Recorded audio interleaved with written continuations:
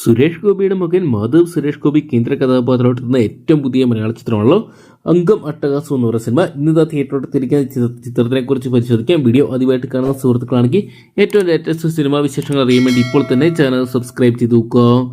ഗോകുലം മൂവീസിന്റെ ബാനറിൽ ഗോകുലം ഗോപാലൻ നിർമ്മിക്കുന്ന ചിത്രമാണ് അംഗം അട്ടഹാസം എന്ന് പറയുന്ന സിനിമ. എന്തൊക്കെയാണ് മാധവ് സുരേഷ് ഗോപിയുടെ ശക്തമായിട്ടുള്ളൊരു സാന്നിധ്യം കൊണ്ട് ഇതിനോട് തന്നെ ശ്രദ്ധ നേടിയ ചിത്രം ഇന്ന് തിയേറ്ററിലെത്തിയിരിക്കുകയാണ്. മാധവ് സുരേഷ് ഗോപിക്കൊപ്പം തന്നെ സൈജു കുറുപ്പ്, ഷൈൻ ടോം ചാക്കോ, മക്ബൂൽ സൽമാൻ, അന്ന രാജൻ, ദീപ് ശിവരാജൻ തുടങ്ങിയവരെ കേന്ദ്ര കഥാപാത്രക്ക് സുജിത് എസ് നായരാണ് ചിത്രം തിരക്കഥ എഴുതി സംവിധാനം ചെയ്തിരിക്കുന്നത്.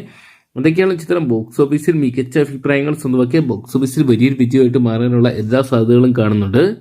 കാലം മാറുമ്പോൾ കഥാപാത്രങ്ങളും സാഹചര്യങ്ങളും മാറും. പക്ഷേ തലസ്ഥാന നഗരിയിലെ ചോരമണക്കുന്ന വഴികളിൽ സത്യവും അതിജീവനവും തമ്മിലുള്ള പോരാട്ടം തുടരുന്നു എന്നാണ് ചിത്രത്തിൻ്റെതായിട്ട് ട്രെയിലർ ഇറങ്ങിയതിന് ശേഷം പുറത്തു വന്ന വാക്കുകൾ. എന്തൊക്കെയാണ് ചിത്രത്തിൻ്റെതായിട്ട് പുറത്തു വന്നിറങ്ങിയ ടീസറിന് മികച്ച അഭിപ്രായങ്ങൾ സ്വന്തമാക്കാൻ സാധിച്ചിട്ടുണ്ടെന്ന്.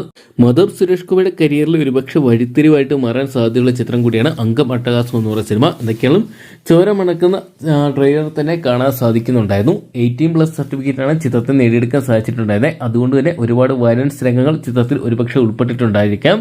എന്തൊക്കെയാണ് 2 മണിക്കൂറും 4 മിനിറ്റ് ദൈർഘ്യമുള്ള ചിത്രത്തിന്റെ ആദ്യ ഷോയ്ക്ക് ഏകദേശം 9 മണിക്ക് ശേഷം ആരംഭിക്കുന്നതായിരിക്കും.